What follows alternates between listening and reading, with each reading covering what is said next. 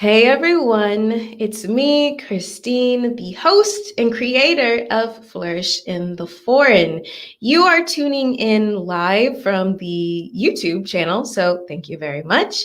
For those of you that do not know what is Flourish in the Foreign all about, I'll tell you.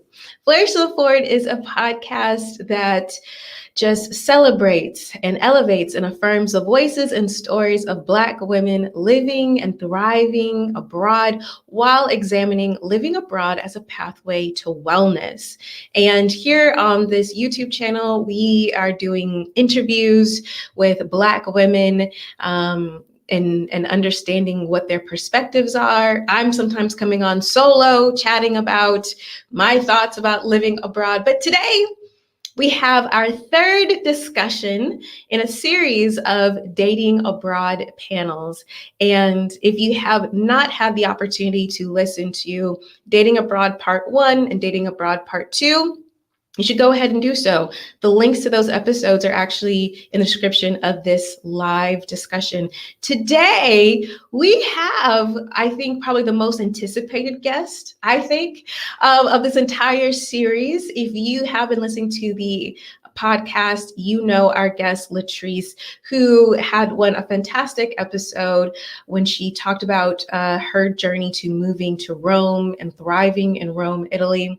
But also, I think she even became even more of a standout when I did the Dating Abroad compilations, because I know that I got a lot of great feedback about, in particular, not only her experience dating abroad, but her advice and her philosophy for all of you Black women who are maybe watching this about how to do so with some strategy and some kind of interesting, I think, insights on it. Okay, so without further ado, I'm going to bring our guest on. If you have any questions or any kind of comments, or you want to share your dating abroad journeys and stories or whatever, you can always do that by putting your comments in the comment box and we will get to it.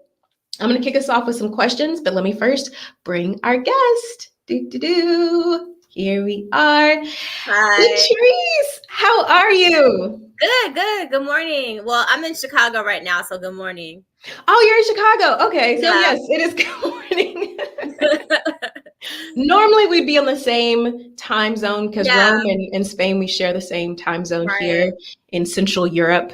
Okay, so first things first, how are you, Latrice? I'm good. I'm really good. Awesome.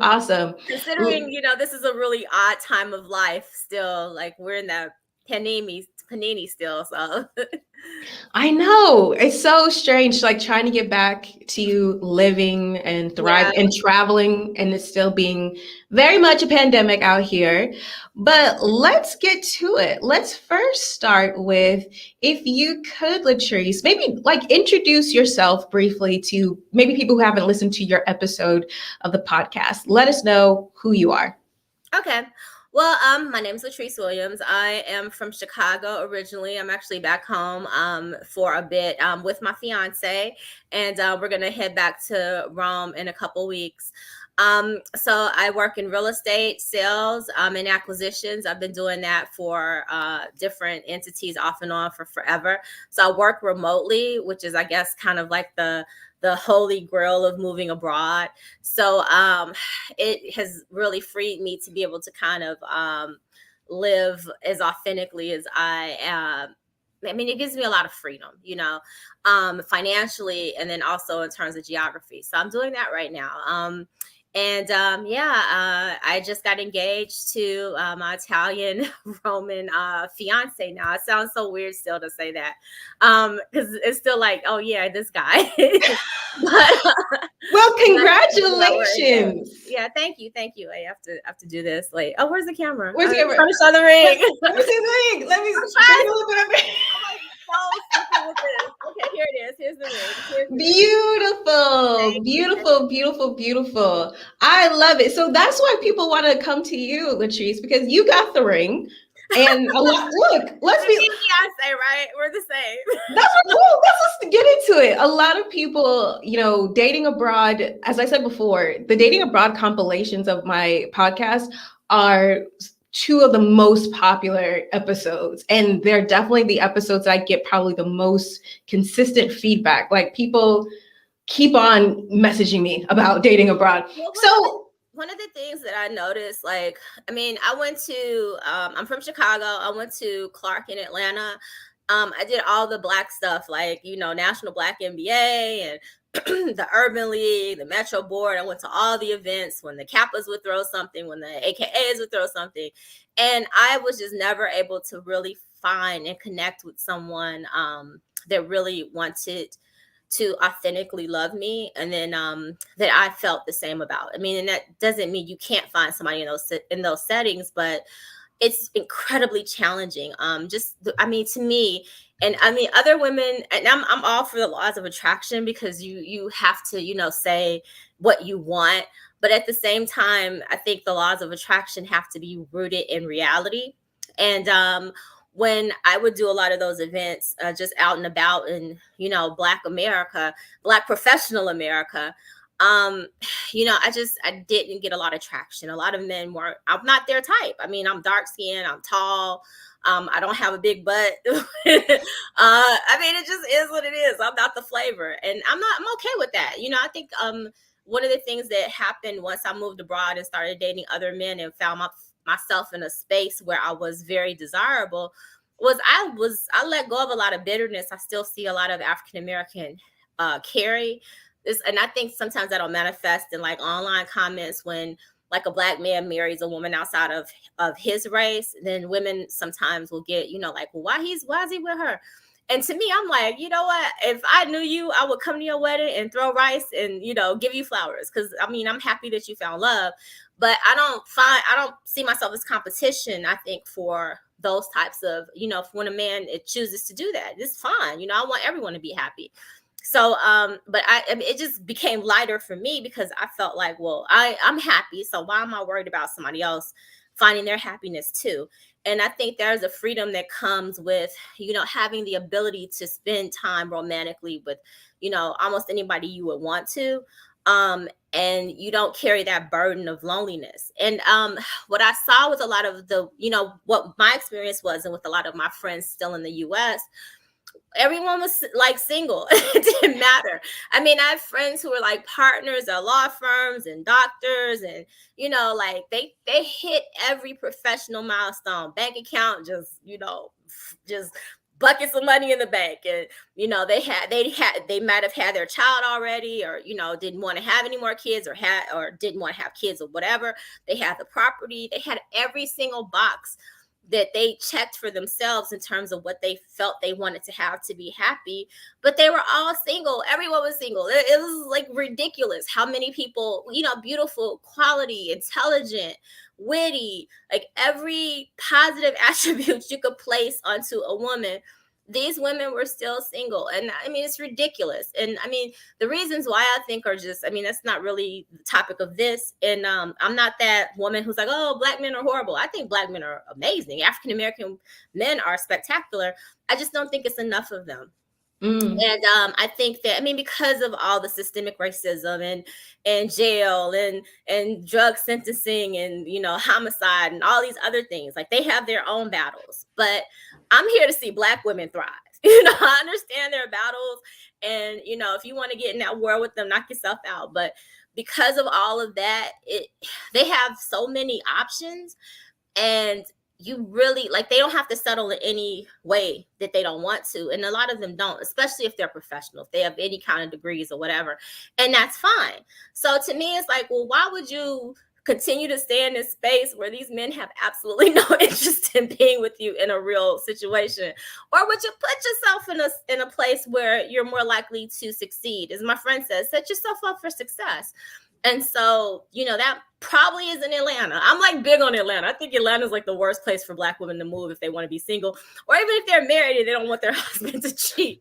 There's just too many options there for them. I mean, and I think a lot of the best intentioned men, you got to be very strong and have tunnel vision to not kind of, like, it's just beautiful women, beautiful Black accomplished women everywhere. So I don't, DC is a close second. No, I mean, I agree. I'm from Atlanta.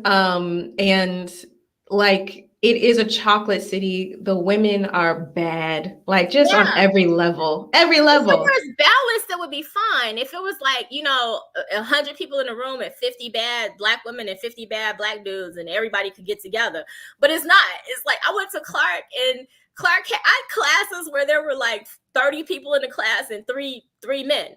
So that was like, and then you look at the numbers just in the AUC, which is kind of like a microcosm of the city.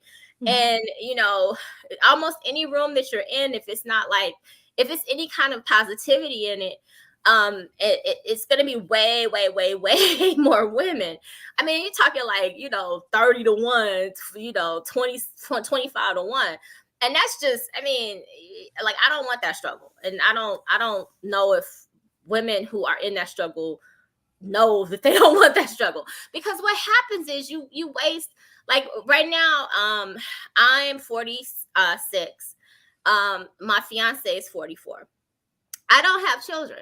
And I tell him all the time, if we met 10 years ago, we would have like a house full of kids. And you end up wasting the best years of your life, chasing a dream. And that's what my fear is for a lot of these women. And what I did, I tell John, his name is Giacomo, and I tell him all the time, like, if we met 10 years ago, we'd have like a bunch of kids. But your body can only do what it can do for as long as it can do it. And we end up wasting time chasing kind of this, I call it like the black rom-com kind of, Morris Chestnut thing. And there are men out there and there are women to get it. But after like a couple years and you aren't on that path, to me it's like, all right, the dudes at the Sunday service and the choir and stuff, they're still single because they're checking for each other. You need to look for something else. Like, don't join the study group or the Bible study. That's not the place where you're gonna find them, because he's just trying to see if you got a brother. And that's and that's okay too. Have those friends, have those connections, but if you're wanting to have someone in your life significantly, and everyone doesn't want that, but if that's what you really want, put yourself in a place to succeed. And Atlanta is not that place. Yes. Okay, so there's so many things I want to talk to you about, because Latrice also, for those of you guys that don't know, she has a really amazing Facebook group. I think it's still called Sisters Who Travel and Date. Yeah, it's a private group, just because I mean, if anyone's interested in it, send me a message and I'll definitely add you. But it's a private group just because women talk about very sensitive things and they don't want like the world to know that they talk about them. But yeah, absolutely. I'm a member of that group. I love one, it's like hilarious, and I also love like the camaraderie. Everyone is normally very supportive and and engaged. But what I also think is fascinating, being that I've been abroad for about 5 years now, some of the conversations about dating and like the normal stuff that's supposed to be happening in dating, particularly in the United States, sometimes just blow me away. Like some of this like dating culture that has been normalized by, like, you see in the shade room, people are like, well, that's just how it is. And I'm like, that's not how it is. That's not how it is everywhere. Just because something is normalized doesn't mean it's normal. I mean, slavery was normal at one point, or normalized, but it's not normal. People should not be enslaved. I think we've kind of made that agreement. And I think that a lot of the stuff has just been normalized within the United States, broadly too, because there are things that women of other cultures are struggling with too. Yeah. But the only difference, or the big difference, is they have so many more options. As a Black woman, you're already seen as less desirable by a lot of people in the United States. And that just is what it is. There's been studies from like, I think Match.com did one where they were saying that Black women were the least likely to be engaged online, and Black women and Korean and Asian men. So other women deal with this stuff too, but they can just be like, okay, next. And when you date abroad, it's the same thing. It's like, men are men. I don't care where you are. If they ever find life on another planet and they're men and women, they're going to act the same. I promise you. That's not the thing. The thing is, when you are in a space to continue to meet people, that, okay, you understand. Like, I felt when I moved abroad that it was like I was 17 dating, because so many things I hadn't really learned about myself, or relationships being in the US, just because I hadn't had enough experience with it, that I was able to kind of grow with those experiences and grow and learn and discover what was good and what wasn't good for me and for my spirit. But that experience had never really happened in the United States, because I just hadn't gotten the volume of relationships and interactions with men to kind of glean that information. So it's a very, very different situation. Definitely. And I think that the only reason why I bring that up is that sometimes I think, similar to like just moving abroad in general, people bring they bring themselves, but they Yeah, bring the same beliefs, they yeah, bring the same kind of way of moving and being abroad, and they complain because they're not getting the results that they think that they want. And I find it's very similar. Like, people will be like, I want to leave the US, but they basically are looking for like another Atlanta minus yeah, racism or whatever obstacles somewhere else. It's like, it doesn't work like that. And with yeah. dating, it doesn't work like that. And I find like sometimes Black women are looking for Black American men abroad. And I'm like, and unless you're finding and guess what? In this new season of the podcast, I actually have a guest who's exclusively dated Black American men abroad. Fascinating how she's done it. She didn't necessarily go So set out to limiting do it, though. That's but so limiting. Well, to but me, like exactly. my belief with that is like, like, you eat the food. Like, if you're gonna eat the food, date the man. Like, why would you go to like this a whole other country to eat at McDonald's every single day? Like, that's, I mean, you can eat McDonald's sometimes. You know, I dated, I went out with a Black dude from the Caribbean in Italy, but which isn't quite the States, but it's adjacent. You know, like, I'm not saying don't do that, but to only limit yourself to that is just, to me, silly. And honestly, I don't know what this woman's experience is, but generally, when Black men are abroad, they're not looking for us. Like, they could have met. That's true. Look, if a Black dude is 30 years old and he grew up in DC or he grew up in Detroit and he went to Howard, he has had a billion chances, especially if he's anywhere near attractive and anywhere near accomplished. He's had a billion chances to get a Black woman just like you, or better. And if he hasn't picked one by now, he's probably not looking for you today. That's my belief. So, you know, I think that's just kind of, I think it's limiting, and it's setting yourself up for disappointment. And you know, I would never recommend that. I don't think you should only date Black men. I mean, if you're in, you know, if you move to Kenya, you know, that's just who you're going to come across. And there are so many Kenyan men that are African, that you can only date Black men and be fine. But if you are like, if you move to Thailand and you decide that you're only going to date Black American men, well, first of all, it's very, very, very, very, very few of them, and then secondly, they're not there for you. They're just like, I have this group, and I think my group is pretty mild. When you look at some of the men's groups, and a lot of them, I don't think Black women get caught up in. Black women tend to defend Black men a lot. Black American men, Black African men to an extent too, but they're not gonna. I don't think we're quick to be like, oh, I don't date. You know, my dating life sucks because Black men or whatever. We don't do that. In a lot of the groups with the Black men, they'll tell you all the reasons that they don't like Black American women and why they want to go find a Filipino girl or whatever the thing is they feel like is going to bring them joy. So if you go, especially Asia and South America, those men are going there for those women. They are not going there for you. Now, if you happen to be like in the military or something, and he's in the military, and you're both like, you know, you meet a Black dude from Arkansas and you vibe, not, you know, that's wonderful. It's beautiful. But if he specifically chose to move to like Colombia, he did not move there to meet a Black girl from like Jackson, Mississippi. He could have met a Black girl from Jackson, Mississippi 20 years ago. So yeah, you know, people should do what makes them happy, but I wouldn't recommend that philosophy. It's very limiting.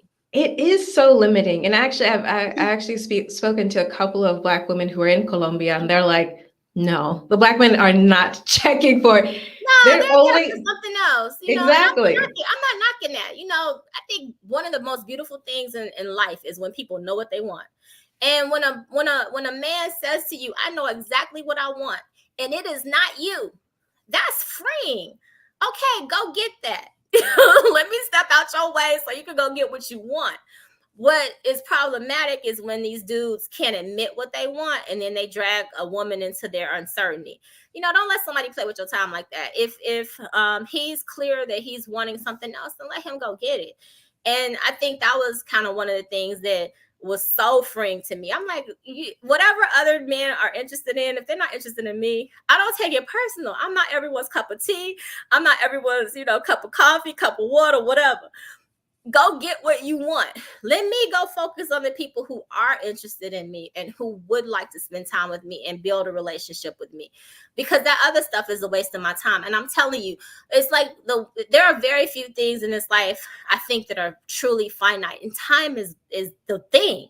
You're not going to be young forever. You're not going to be beautiful or energetic or healthy forever, and you have to take advantage of those years and of that time and spend that finding and being with someone that's going to help you grow and you help them grow. A real true relationship, if that's what you want, a real true relationship.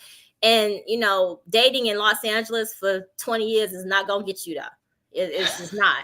It's not. I've heard horrible things about dating in LA. I've heard horrible things about it. Beautiful, like 6'3", models that are like blonde and blue eyes have horrible dating stories in Los Angeles. If you're just a regular sister from like Connecticut, you're gonna struggle.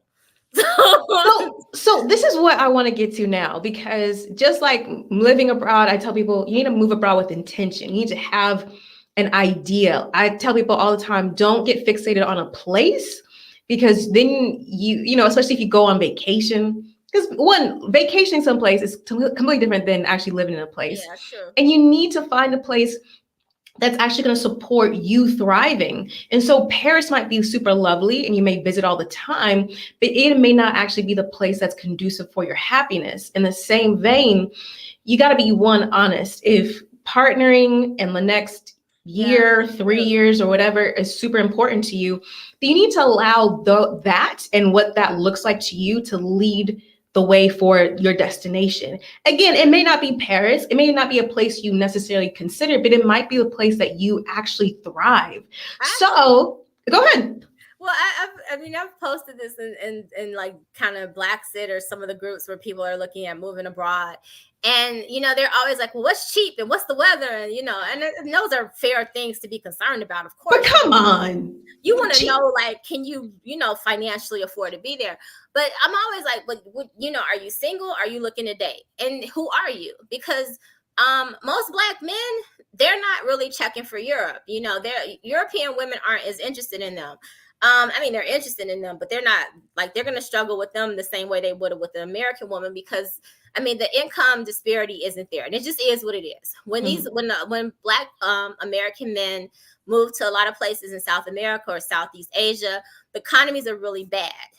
Between that and kind of the global image of African American men and the the stereotypes that are associated with them, they do really well in those environments. They have really beautiful women that are absolutely interested in them and committed and dedicated and blah, blah, blah. And to me, that's fine. That's what they are looking for. So when you see a Black man comment and he says, man, I love, Bogota. Okay. I'm telling you, you're not going to like Bogota like he likes Bogota. His experience there is different. For Black women, I think some of the best places for us to be if you're looking to date is definitely most of the countries in Europe. The history of racism in the United States has really made African American women seem like we're not desirable. And even I think that is changing a little bit more. And, you see it in media, you see it in younger relationships. But historically, clearly they've been attracted to us, or there would be no light-skinned people in America. So, like, a whole lot of Black women were raped at some point to make all these light-skinned people. So the attraction, whatever depravity it was wrapped in, has been there. But to actually get a man of a different race, or even a lot of Black men, they're hung up on kind of shade and stuff like that. And being dark skinned, it just is what it is. A lot fewer Black men were interested in me. They were just like, wow, you're interesting, you're cool, but I want my kids to pass the paper bag test, so you're not the woman to help them do that. And that's fair. But then when you step outside the United States, and I think specifically for Europe, and I'm making a sweeping generalization because every country in Europe is different, but for the most part, they don't have the history. So there's absolutely racism all over the world. And you go to Africa, it's colorism, and then it's classism. So there's always some separation. There's not this utopic place where everyone's just like singing kumbaya and no one's disparaging somebody else for something beyond their character. It just does not exist. People need to get that out their head. It's like, but I think it's degrees of racism. And the racism in the United States is institutionalized. It's in, it's in housing, it's in employment law, it's in, education, it's in all of these things. But in Europe, it's not that. I think Europeans are just like, oh, we love Black people. There were never enough Black people in those countries to make their disenfranchisement law. And so because of that, there's nothing that's systemically holding you from this, that, or the third. Not that, there are Africans, people of African descent will totally be like, I hate Europe because, that I get treated badly.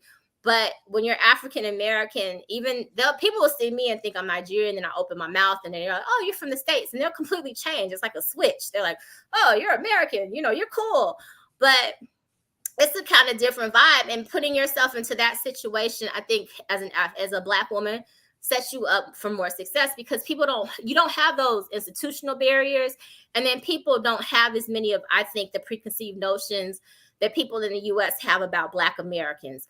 So we could just not that they're just like loving Black folk. It just was not a part of their learnings. And so I think when a man sees you in most of the countries in Europe, he's like, I want a beautiful woman. Or I want, a brilliant woman, or I want a really tall woman. And I think they're more likely to put your race as like, like when in the States, how white people be like, well, she's a brunette or she's a blonde. Like for them, it's more like, oh, well, she's Black, she's, Asian, she's from here. And they clearly see the otherness, but it's not a thing where they're like, oh, she's the other, I can't, really have a serious relationship with her.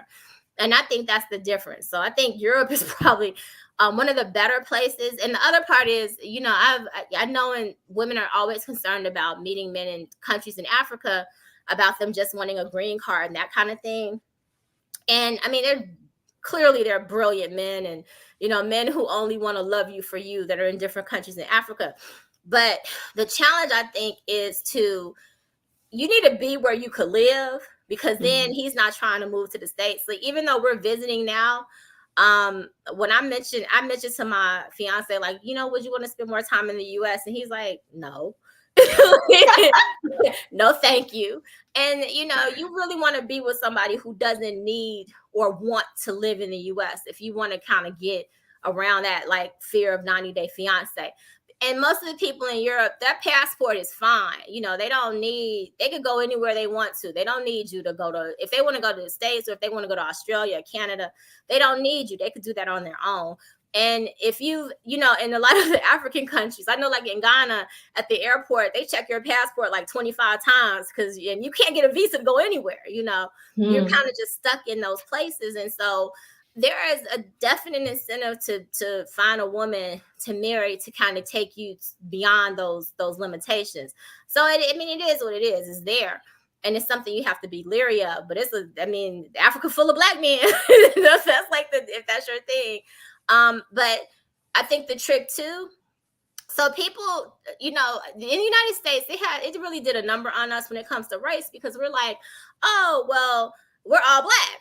But that's not how everyone, and you get to different countries in Africa, they're like, no, I'm Ghanaian, I'm Nigerian, I'm Kenyan, I'm Eritrean. You're American. We're completely different. And then if you want to date them, like if you want to date a doctor, he's like, well, no, if I'm a doctor in Kenya, I'm supposed to marry a woman of a certain class that's Kenyan. So they're not really, there are always exceptions, but I think a lot of women are misguided thinking that, because we have this, I think, because America's treated us so badly, we have this kind of fantasy of being welcomed back into Africa, into the motherland. And, and there are definitely people who embrace us. I'm not saying that they don't.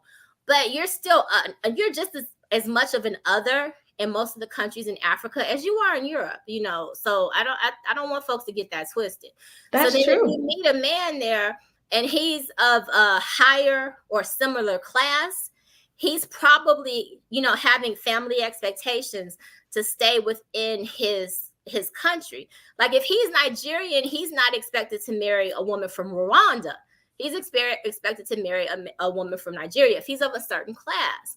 So, you know, you kind of got to understand, I think, how all of that plays together, because the United States has us just thinking about race. In other parts of the world, they don't see it necessarily the same way. But on the flip side, I have a friend in Rome who was dating a Black woman that was, her parents are from the Congo, but she was raised in Rome. She looks like me, like she's a very similar look. And so I'm like, oh, so she's from the Congo. He's like, no, she's Italian. And I'm like, but she, you know, she wear weaves and stuff. He's like, no, she's Italian. I mean, he's like, no, she's not just Italian, she's Roman, because you know she has a Roman accent. And for him, it's you know, the race is there. He's not blind, but culturally, she's Italian. Her language is Roman. And so you won't hear that in America so much, you know. And I'll tell my boyfriend or my fiance, I'll tell him that, you know, even though he, you know, he speaks English well, but he has a really strong accent, people are going to embrace him before they're going to embrace me because he's white. You know, even though my ancestors been here for centuries, you know, and I'm American and I went to school here and everything, but as a European, people see him. Another white American will see him as more of you know, deserving of Americanness than me.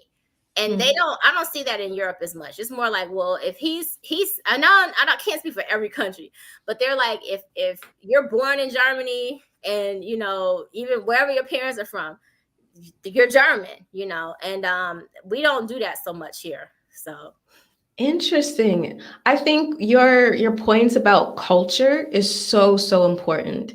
I think people again kind of fling themselves abroad, and they think about, is it sunny? Does it have a beach? Is it yeah, cheap? Whatever that means. And look, people, you know, the UK has beaches. Okay. And they sometimes have sun. You know what I mean? Like a lot of places have beaches and the sun shines. You know, is it warm? Is it hot? All these other things. You know, Scandinavia, they have beaches. yeah, It's really about going deeper and being honest. And I think a lot of yeah. people don't want to do that work, because to actually go deeper is to also recognize that, you know, we are also part of the issue of maybe preventing our own happiness. Because I think that through conditioning and through whatever, maybe even life experiences, there's we all have baggage that prevents us from maybe experiencing what we're looking for, or even being able to open our eyes to what we truly need and what we really want, and go past like surface level things. You know what I'm saying? Well, But I think I don't want to cut you off. no, go ahead. I think that's a fair kind of assessment, but I think what it is that, you know, I think, you know, everyone in America sold this kind of dream of what your life is to be.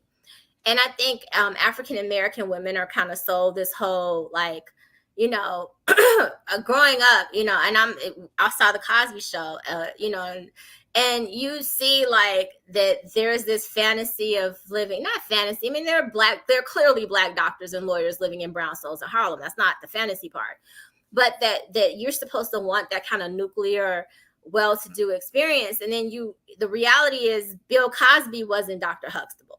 You know, we're wanting this thing that isn't necessarily rooted in, you know, what, you know, it's not always the perfect way, the best way that happiness is going to show up for each of us. And because we're kind of taught that, like I just, one of the things I'm just like is I just tell women, just be open, just date everybody. Hey, date the dude who, you know, delivers the boxes at UPS, date the doctor, date the lawyer, date the dude with 3 kids, date everybody you thought you could never find happiness with, because it could show up anywhere. You know, love can show up anywhere. But I think because of like that, when you're talking about like being afraid to step outside of that, I think that fear comes from the fact that that is a differentiation from the narrative that we're fed as we're kind of growing up in this country. So anytime something is like is other, then it's like, well, no, I don't know if that's what I'm supposed to, is it okay to even want this? Like, is it okay to like this? Because this isn't what people told me I should want. This is what my parents are black, my uncles, my aunts, everybody, everyone's American.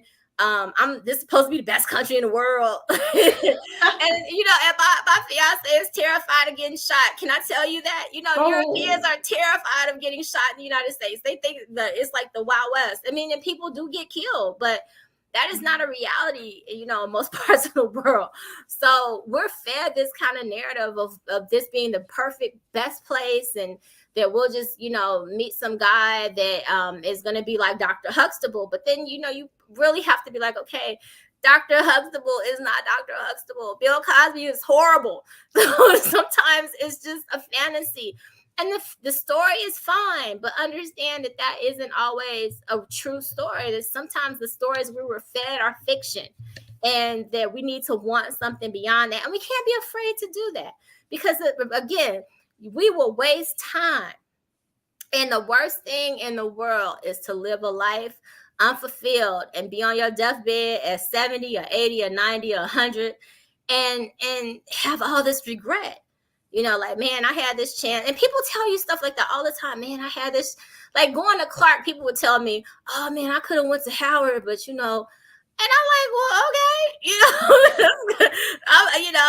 and that's fine. I'm fine with my decisions. Are you okay with yours? And that's the thing, they're not. They're like, well, I regret not doing that. And you don't want to regret those things. You want to do the things. And Philly ain't going nowhere. Philly is going to be there. If you move to London or Paris or Amsterdam for 3 months and you hate it, get your butt back on the airplane and go back to Philly. It will not, it will still, you can still get a cheesesteak. You can do all the things, ring the Liberty Bell, whatever you feel like you need to do. But if you don't take those chances and ask yourself those questions while you have an opportunity to, I think most women will regret it later on in life. Definitely. Okay, I want to welcome everyone who has joined us. We're talking about dating abroad. I have my lovely, lovely guest, which you guys know, Latrice, from her episode when she's talking about moving to Rome and how she made that happen, but also from the Dating Abroad compilation. Her segment of the compilation is probably one of the most popular segments of the compilation. That's one that everybody was like, "Who is she?" Wow. Someone asked me for your email, and I was like, I'm not giving you her email. Look, this is the stuff I'm allowed to give, which is like her IG handle. Y'all handle it from there. I'm not giving you her email. Don't do that. Message on IG, it's fine. Exactly. Okay, I'm going to get to these comments. And if you have any questions about dating abroad, or if you want to share your experiences dating abroad, please put them in the comments here. And let's see. First, we have Indigo Archer says, congratulations, because Latrice is newly engaged. I love it. I love it. Yes. Oh, wait, let me hide it. Go ahead, do it again. Show them the ring. Show them. Yes. We love that. We love that. Indigo Archer says, tell the truth, sis. I live abroad and have traveled abroad too. Tell us, where are you, Indigo Archer? And when I see Black men, they are not looking for Black women. That is so true. And also, I would say, take it even a step further, I think, depending on obviously which country you're in, which city you're in, like Black women, we crave community. So we're going to look for each other and we'll be like, hey, we should do brunch. Hey, we should do something like let's know each other. I don't usually see a lot of Black men doing that. So I think the couple things. In the Asian communities, you see, I think the Black American, all the expats in Asian communities are more cohesive. I think because they're all exterior to the culture within that country because of the language barriers and other stuff. So if you move to Japan or you move to China, the language is so hard and the culture is so different that like you only find yourself in this expat bubble. And so it's like this different kind of experience. What I've seen in Europe, specifically in Italy, is people, the language is a little, better to grasp. And so most of the people that have been there, I'd say my Italian is like an intermediate level. It's not horrible, it's not great. But I mean, there are definitely African American women and other expat women that are fluent. They're fine. So I think we integrate more into the culture within Italy. So like right now we live, my fiance's parents have 3 apartments in the building we live in.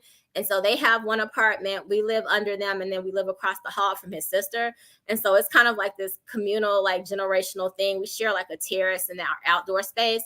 And so like yesterday, for instance, he called his mom on Zoom. I'm not on Zoom, whatever. And on a FaceTime. And so I'm talking to her in Italian and she's talking to me, or, so it's a lot more integrated. So in Asia specifically, I think you see the Black people become like their own unit. Like there's like this one big expat unit. And then within that, they're like the Black American things. And the men, I think, get together a little bit more. But they're not there for Black men either. They're not for like the Asian women. And I think you see that a little bit. You see that the most, I think, in Asia. But then in countries in Europe, I think we're a little bit more integrated within those countries. People tend to have jobs. They speak the language a little bit more. They get married. They have kids. They're dealing with in-laws. And there is less of like this extended vacation and more like of this integrated life. But like I knew some this gay white couple that lived in China for like 13 years and they speak any Chinese. They didn't really have any Chinese friends. All of their friends are expats. Everything is, expats. And that's just not, you end up doing, a little bit more. And then the other part is like, we definitely in Italy, the Black women get together. We do that. But also, I have more friends that are white once I moved to Europe that aren't necessarily Italian. I have a really good friend from Iceland. She's blonde, blue eyed. Like we would never be friends in the US, but we're really cool. I have a really good friend from Latvia. And you just end up meeting friends from other countries because they're not bringing all this US baggage with them and all these kind of stereotypes of what they think African Americans are. And I found myself meeting and spending more time with white people from the US than I ever did when I was living in the US. And so they're kind of different layers of that, I think. But Asia specifically, you just end up being in like this little expat bubble. It's really hard to integrate into those cultures. Yeah, I agree. All right, we have another question, comment. And Indigo Archer also just commented. She says this person says they're in Kuwait. She's a Black American woman. Speaking as a Black American woman living abroad, many limit themselves to still looking for the same thing they were looking for at home. I just want to stop apologizing and live our lives. Now that's a word.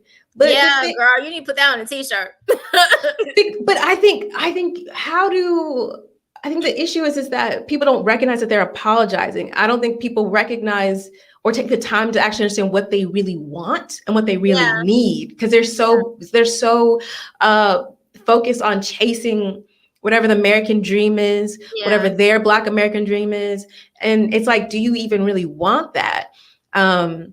So I love that insight, but I would love for you, Latrice, because on the podcast, you talked about your philosophy on how Black women should be strategic when going abroad. And you said specifically, and I thought, I knew it was going to be provocative when it dropped. I was like, I know people have something to say, but you were like, look, based on how you look, you should maybe be strategic on where you go, because people will embrace you and things like that. And I know people get really touchy, but also we all understand like visuals, and we understand people are attracted to certain types of people. And we also understand that what is seen as attractive is dependent on culture. So I don't know why people are touchy about it, but they are touchy about it. That's how it is. People don't like to accept that. I mean, the fairy tale is like Beauty and the Beast. She meets this guy who kidnaps her and holds her hostage. But even though he's a horrible looking man, because he has a good heart, she falls in love with him. And That's just not the way the world works, you know. In my group, women get pissed if the dude isn't, you know, his penis isn't big enough. They're like, look, you need to go back somewhere with that. And men want a woman to look a certain way, and it's crap to say that they don't. You know, the IG models all look the same because men are into that look right now. It's not, people wouldn't be clicking on their pages if in watching their stories if they weren't attracted to that. And I think because there's this narrative of like the fairy tale fantasy of that not being important, that people don't want to accept it. But the thing that I do believe this part of the fairy tale is in the eye of the beholder, you know, and you know, everything isn't for everybody.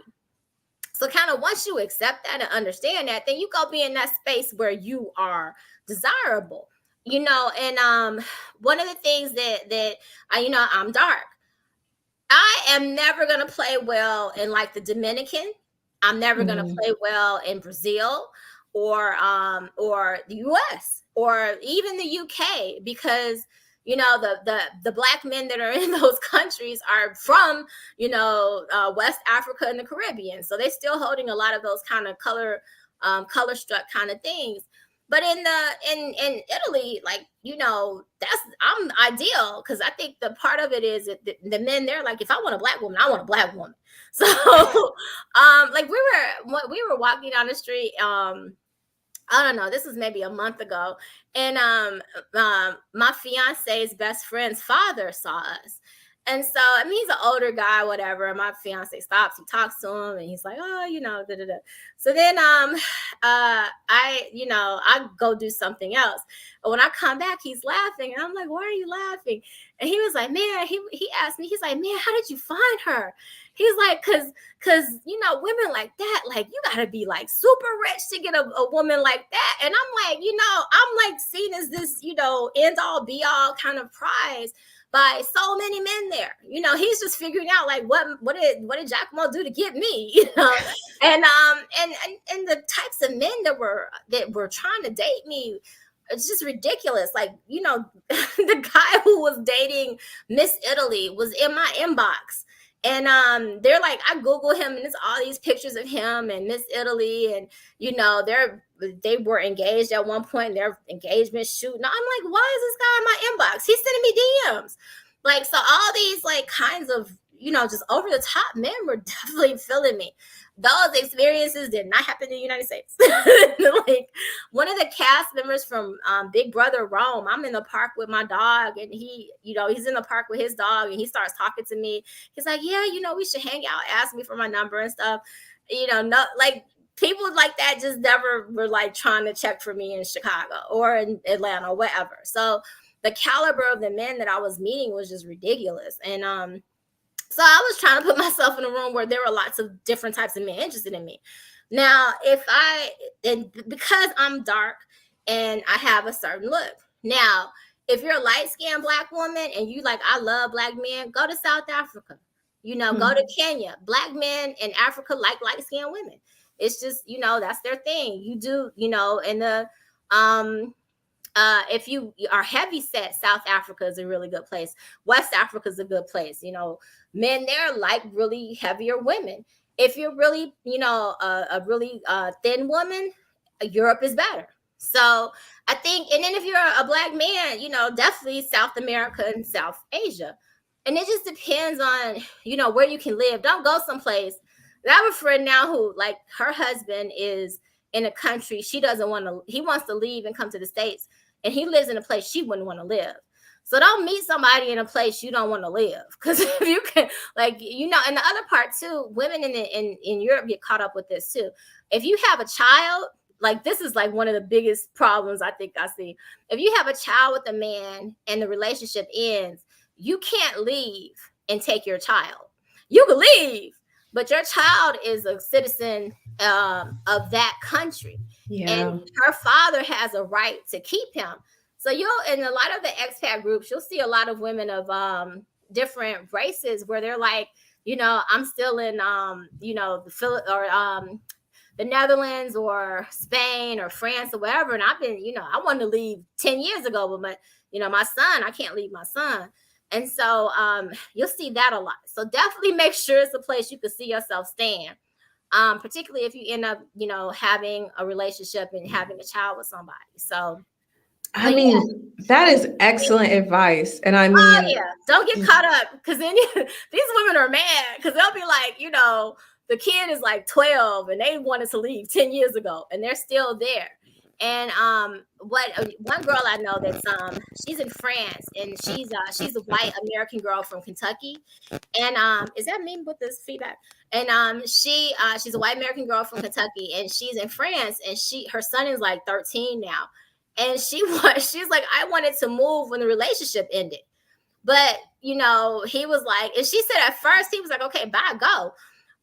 But then his parents were like, well, that's our only grandchild. You can't let her take our only grandchild. And so he wouldn't let her go. And so he wouldn't sign the documents, and they had to remain in Paris. And I don't think her son's even been. I think when she travels to the US, she leaves him, because he has to agree, and most of them won't agree because they don't think you're going to come back.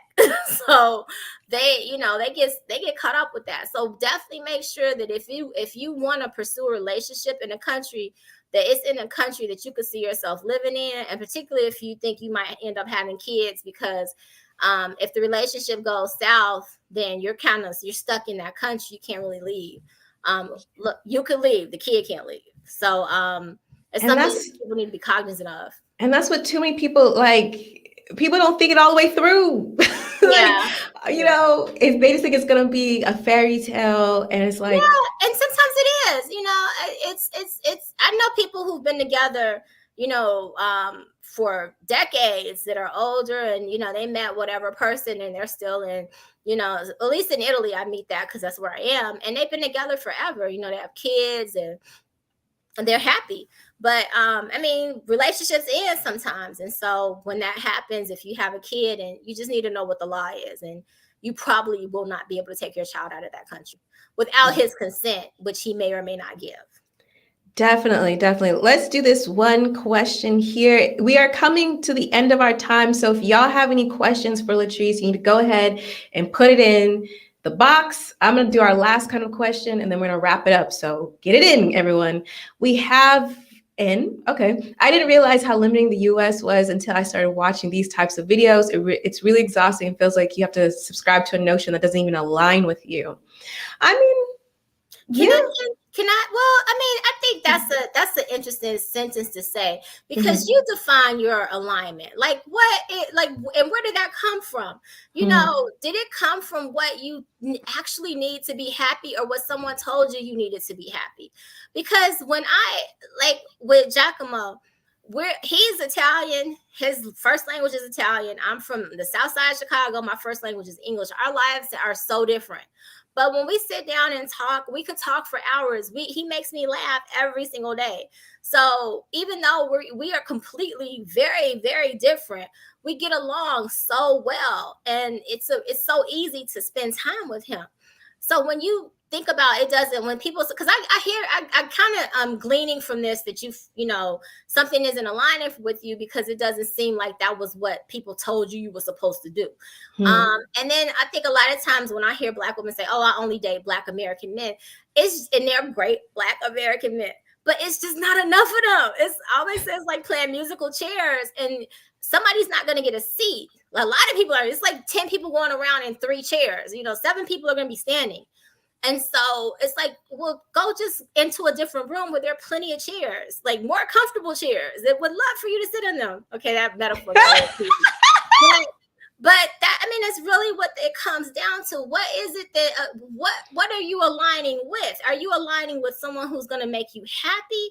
Well, then look beyond what you think that could come as. And then when you look at living in Europe, I mean, it's definitely different. I almost hugged the clothes dryer because I missed it so much. But Europe is definitely different. But then, like my fiance is freaking out because we can't walk everywhere here. We could, where we live in Rome, everything we need on a daily basis is within a 10-minute walk. So, I mean, to me, that's better than, having to hop in a car and go everywhere. But then there's no clothes dryer. So you just have to pick your poison about what makes you happy. And he's like, well, you don't need a clothes dryer because we have a bidet and your ass is clean. So, hey, what do you that's need true. to be happy?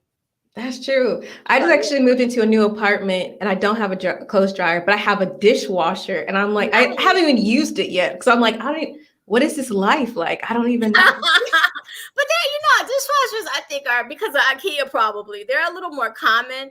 But the clothes dryers, that's like a hard road to hoe. And then when you have one, because the electrical system is so out, at least in Italy, they're so outdated. It takes like, I say it's like drying clothes with an easy bake oven. You remember how like the easy bake oven had the light bulb and it take like 2 hours to bake a cake, like, this big. But then, like with the clothes dryer, it's taking 3 hours to dry your clothes with, like, just a bunch of light bulbs. That's the thing. And then with energy prices, Yeah, it's definitely a you different just experience. put it outside. Just put it outside. Okay, so as we wrap up, I would love for you to give us some advice for dating abroad. Because also in your episode, you talked about how you did feel like you didn't have the experience dating at first, and so you went out there and you did the reps. Basically, you're like, I Yeah. need to get the reps in so that I know who I am as I'm dating, but also what I'm really looking for. And so for perhaps anyone who's listening and watching who doesn't have that experience, or maybe they just have a bad taste in their mouth and they're just, Mm-hmm. how do you go about dating abroad? And I'm going to say even more specifically, for partnership, like how do you, maybe is it like how you format your profile, is it how you dress your pictures, is it how you present, how do you do this successfully? Well, I mean, I can't. I like, this is a disclaimer. Hopefully, this works for you. If it doesn't, I'm sorry. But but no, I mean, like I met Giacomo on Tinder. And I think one of the eHarmony doesn't work because men don't work like that. Men care about how you look. eHarmony is like, oh, you have this great personality. Most men, it just is what it is. They don't care how how funny you are. If you don't look the way they want a woman to look, they're not going to like you. I like Tinder because you get that physical attraction thing out of the way right away, and then you just go from there. So I think women have a tendency sometimes to make their profile too sexy. It can't be that sexy. Like, you need to be cute, playful, flirty. But like, if you're too sexy, then men are thinking like, I want to have sex with you, and don't like men who have like really sexy profile pictures because they're just looking for sex. So and honestly, my experience, like if he's like too like attractive over the top, like with the shirt off pictures and all that, he just wants to play. So I think the first thing is kind of like to have a profile that is, a little bit of who you are. It tells them who you are. And what you're looking for. But don't be bitter, don't be angry, don't be like, oh, men are horrible, and you better not be horrible. Just be like, hey, I'm this person, and I'm looking for, something that could be just like, we can hang out and maybe just have some coffee, and or we could see what happens, and just kind of leave it something like that. Something pretty generic but leading. I think I would never message people first, especially when you're abroad. I just and there are women that disagree, but my belief is if a man can't take 2 seconds to say hi on a dating app, like that is the lowest investment possible. If he can't do that, then like, what kind of boyfriend would he be? What kind of person would he be to date? Because he's already not trying to put forth any effort. So I would only respond to messages, never first messages. And of those, the ones that have the most kind of engaging things, I would never talk to anybody probably longer than a week without meeting them in person. You can have amazing chemistry with somebody and over the phone or virtually or whatever, but then you have to actually meet them. And there are people that I would have great chemistry with on the phone, but then actually we sit down and talk, and I didn't like them, or vice versa. Um, I well, I know a lot of women like to do dinner dates, and dinner dates are fine too. I actually started to like coffee dates just because if I didn't like somebody, I didn't want to. I didn't want to invest a lot of time into getting to know somebody. So these are my two kind of things. So I have a Felice Weaver who does Black Girl Travel. She kind of has this.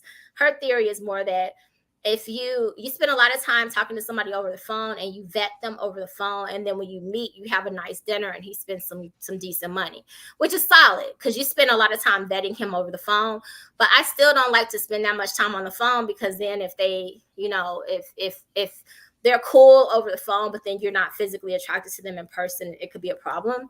So What I like to do is, okay, we talk for a little bit. You seem relatively interesting. We'll meet for coffee. And I like coffee dates because every day I was taking my dog to the park.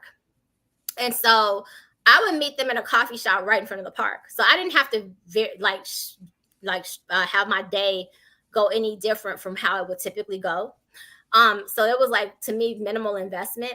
And then if it went great, then we could do something later. And if it didn't, then, I didn't lose anything, because it got to be like, so many men were asking me out. Going out to dinner is like a whole thing. And my time is valuable to me, more so than food. like I'd rather sit at home and watch Netflix than be on a date with somebody I'm not interested in. And so, like, I wouldn't have to, do the hair and the makeup and find an outfit and put on some heels. I could just like go to the park. And then and keep it really low. I like daytime dates too, because no one's pressuring you for sex if they got to go to work, or they got to get back to the office or whatever. They're just like, it keeps it really PG. When you have dinner with somebody, men are gonna men. And they're gonna, a lot of times they're gonna try to push to, take you to, like, well, can I, come over? Can you come over? All that kind of stuff. No. So I actually got to really like the early dates. But this is in Europe. This isn't like in the States, because in the States stuff is different. But in Europe, for me, it was fine. And then if it went well, then you have like a real kind of date. So I actually enjoyed that. But at the same time, a lot can be said for doing the dinners as a first date too. And like what she would say is, if you were in the middle of a dinner and it just sucked, she just get up and leave. so that's an option too. But I mean, it still was me wasting an outfit, doing my hair, doing makeup. Now I got to take a taxi back from the restaurant or whatever. So it just depends on what you're doing. But the biggest thing, the first step, is just putting yourself in that space. If you're a heavy set girl and you go to Ghana, a lot of men are going to be interested in you. They're probably going to stop you walking down the street. You're just going to meet a lot of different people. And so you'll have so many options that you got to be more strategic, just because you don't have time to date everybody. And that's really what it came down to in Italy. We used to joke, because we could do like 2 a days, where we could have like a date for, lunch, and a date for dinner, and a date for coffee, and a date for dinner. Like, it was just, it can get overwhelming so much. So you get so much attention. So then it's like, okay, who do I want to spend time with? But that's a good place to be in, as opposed to, I really want to go out with somebody. It's been 3 months. It's been 4 months. Like that, unless you just take your head and bury it in the sand, that is like impossible if you're a Black woman living in most places in Europe. Now, other countries, again, Asia and Central America is a little bit different. But and even Africa, you will probably have a good dating experience in most of the countries there. But it's more so than the United States. So you can be definitely strategic about it, and just figure out like what is the best use of my time, and is the best way to kind of spend time with people that are interested in me. I love that. I love that. We have one last comment from Doc Mari, who just she wanted to congratulate you. Your ring is beautiful. Thank you. Looking like an infinity stone. Okay. I love that. Thank you. I'm that. Happy. We're happy. Latrice, I could talk to you all day, because I think you have such great insight. And I think that your insight, one, comes from experience, and it comes from compassion. And I think sometimes in the dating space in general, people give out advice just from, I don't know from where, but also sometimes the advice can be like demeaning and like weird and strange. Samuel, stop that. Like, don't listen to that dude. That dude is the worst. Like, don't listen to Black men tell you anything about, like, just stop. Because most of those men are coming from a place that's self-serving, either financially or I mean, they want Black women to date from a place that empowers Black men, not that empowers Black women. Like, don't listen to them, please. Listen to a self-help, or read The Secret again or something like that. But do not listen to Kevin Samuels or anybody around that. Like, just stop. Exactly. Well, Latrice, we're waiting for you to write a book, put out some kind of program. Look, I know you're busy. You're planning a wedding. You got your whole business. So It's But so much if work. you're looking for another business to go into, dating abroad and coaching Black women dating abroad, that is a niche for you. And I All can right. finally give people out of my DMs and give them to you. Well, And absolutely. I mean, yeah, I mean, I'm open to different things. I think the biggest thing with African American women, excuse me, honestly, is just kind of getting out of our own way and getting out of our head. The geography part is the easiest. I mean, it's really easy. But I mean, just but changing that mindset of like what the young lady said before of what did she say? Of seeing myself in a way other than what was her wording other than what I saw as being aligned for myself or something like that. And I'm like, but what, who told you what was yeah. aligned to you? Girl, you know, if you listening to your pastor and he probably sleeping with half the boys in the choir, like don't listen Ooh. to them. I mean, it is what it is, you know, because these patriarchal kind of constructs come from a place of keeping Black women in a space of servitude and unhappiness. Because if you're happy, then you know you're making a lot more kind of proactive decisions and a lot of more so you're having a lot more self-determination. And a lot of these kind of narratives are meant to either blame Black women, like you're too this, you're too that, you're not enough this, lose some weight, gain some weight, get a BBL. No, honey, Oof. however Yeah. you wake up in the morning, whatever look you have that you're happy with, there is a man in this world that will love you the way that you are in that space and be okay with it. And you need to find that dude. Don't fix you, fix your mind. And then you will find the person who can kind of complement where you are in your space. There's nothing wrong with us. Nothing. And stop letting people tell you that. Yeah. Okay, I'm done. Latrice, Get up Latrice, there you better write that book. You better write that book because Yes, ma'am. they need it. They need it and they want it. Thank you so much for taking the time, No Latrice. We went over problem. a little bit, so thank you so much for All just right, being ladies. amenable to that. I really, really appreciate it. For everyone, if you want to hear Latrice's complete episode, I believe it's linked in the description below. You can also check out Dating Abroad Part 1 and Part 2. If you guys want more content like this, you have to let me know. If not, I'll just do whatever I want to do. So y'all have to let me know if that's what you want. Put it in the comments here now or on replay. And that is it. I want to thank you again, Latrice, for taking No the time, problem. being a wonderful guest. And for all of you that have tuned in, remember, it is not about moving abroad. And it is definitely not about just being abroad. It's about thriving abroad. So go abroad and cultivate a life well lived. See y'all next time. Bye. Bye.